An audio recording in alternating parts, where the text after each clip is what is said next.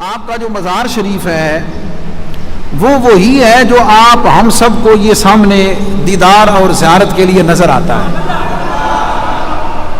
کوئی نیچے کچی ڈھیری نہیں ہے،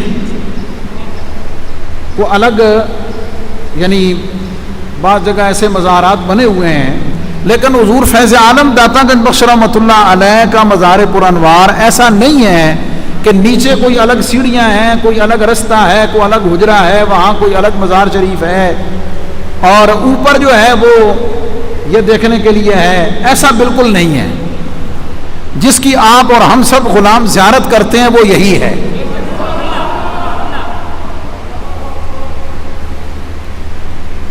اس پر میں کچھ باتیں عرض کرتا ہوں تاکہ یہ بھی کلیئر ہو جائے. ہسٹوریکلی اگر آپ میپ ڈرافٹ کریں، ڈیزائن کریں اور حالات کو سارا سامنے رکھیں تو یہ لگتا ہے کہ یہ جگہ ایک ٹیلا تھی، ٹبا، ٹھیک ہے، اور اس کے ساتھ ساتھ یہ کوئی مطلب تاریخی طور پہ وقت گزرنے کے ساتھ یہ قبرستان بھی بن گیا، دائیں بائیں اور قبریں بھی کافی تھیں. وقت گزرنے کے ساتھ ساتھ تبدیلیاں آتی رہیں. خاص تبدیلی جو محکمہ اوقاف کے قیام کے بعد یہ مسجد اور کمپلیکس بنا ہے.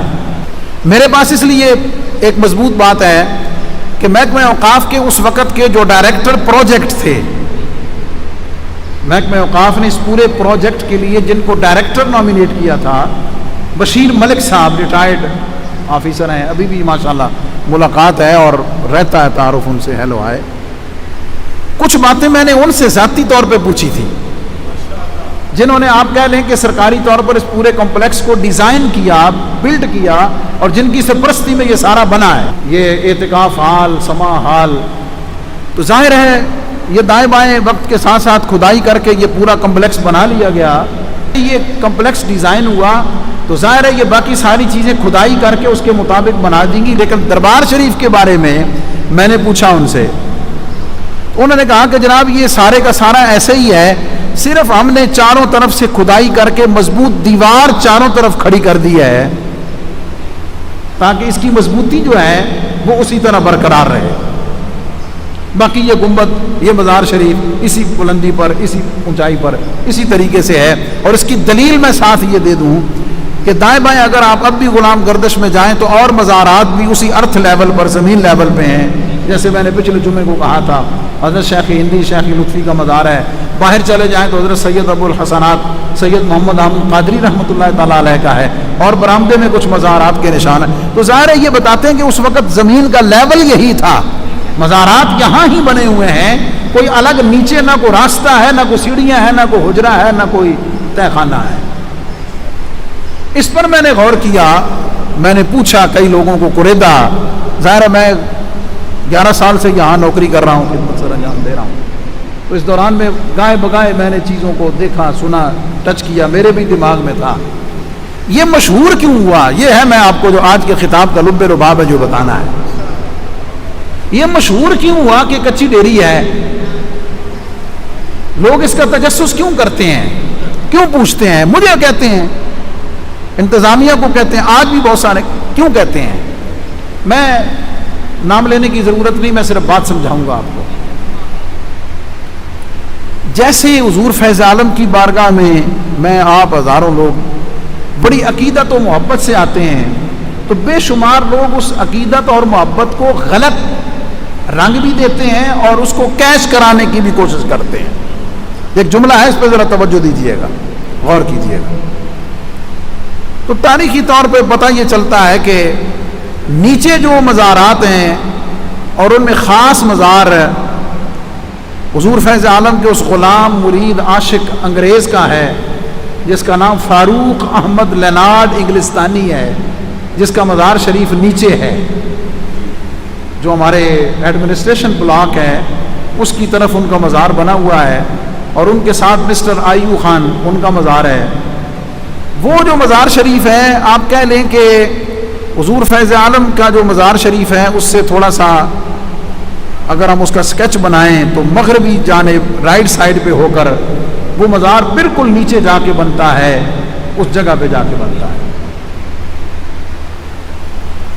تو تاریخی طور پر یہ پتہ چلتا ہے کہ بعض لوگ اوقاف بننے سے پہلے اور اوقاف بننے کے بعد بھی کچھ عرصہ